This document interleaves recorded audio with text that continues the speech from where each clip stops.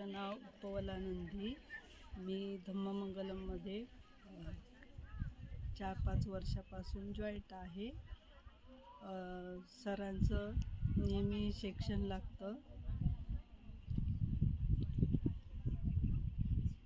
नेहमी सकाळी 5ला सेक्शन लागतं, तेव्हा आम्ही जॉईंट करत असते। आणि धम्ममंगलममध्ये जे पण काही शिकवलं जातं ते खूप आचरण करते मी। आणि धम्ममंगलमच्या ह्या टीमनी हे सर्व आयोजित केलेलं आहे, श्रामणेर शिबिर वगैरे। तर माझी खूप इच्छा होती या शिबिरला येण्याची। सयाले, तुम्ही याच्या आधी एवढा एकत्र एवढे श्रामणेर आणि एवढ्या सयाले एवढ्या दशशिलांनी बघितल्यात का कधी? नाही।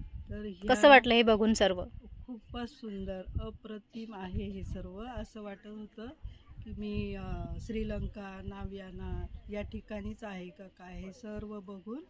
आणि प्रत्येक वेळा जेव्हा हातात पात्र येतं भोजनला, आम्ही चारिका वगैरे करतो, तर तो एक खूपच असा वेगळाच अनुभव आहे। असं वाटतं की आपण खरोखर आताच भिक्खुनी बनून जावं।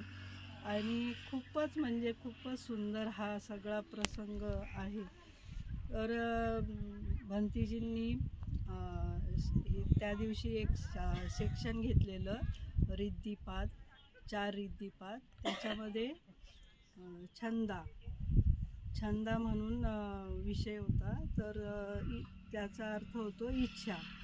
तर मला इकडे यायची खूप इच्छा होती, पण ती कशा पद्धतीने पूर्ण झाली। माझी तब्येत खूपच आजारी आहे, मणक्यामध्ये गॅप, पायामध्ये सायटिका वगैरे। पण तशा पण अवस्थेत मला हे चिवर घ्यायचंच होतं आणि इकडे यायचं होतं, हे सर्व अनुभव करायचा होता। आता तब्येतीने साथ दिली तुम्हाला? हो, साधू तब्येतीने साथ साधू दिली। परत एवढा मोठा भिक्खू संघ याच्या सानिध्यात हे सर्व केलं।